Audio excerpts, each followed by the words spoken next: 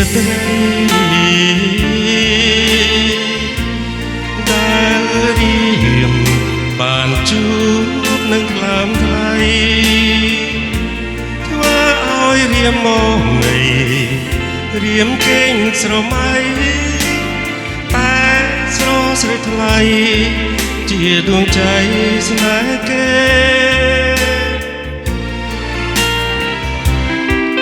អាសូរ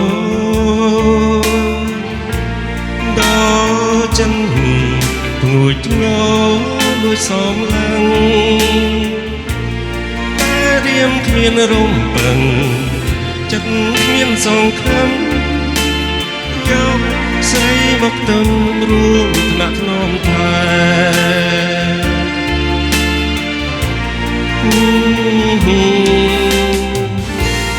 នៅពេលដែល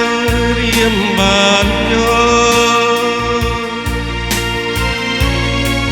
ឆោមមកមានស្នេហ៍ល្អម្លេះទេ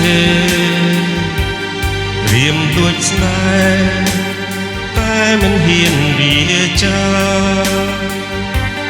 ប្រាប់សួនថ្ងៃមួយ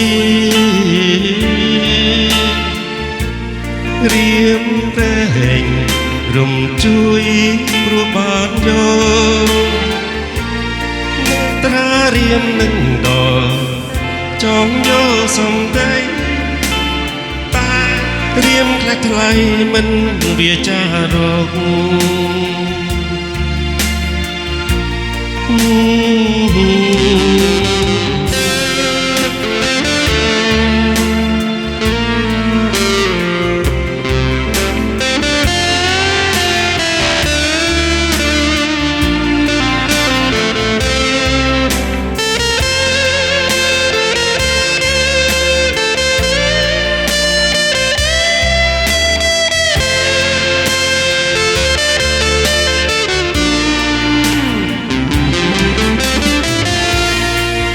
ពេលដែលរៀមបានយកឆោមមកមានស្នេហ៍ល្អម្លេះទេរៀមលួចស្នេហ៍តែមិនហ៊ានវាចាប្រាប់ស្ងួនថ្ងៃមួយ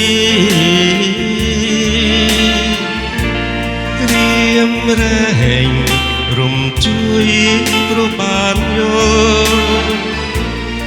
កត្រារៀមនឹងដល់ចង់យកសំដី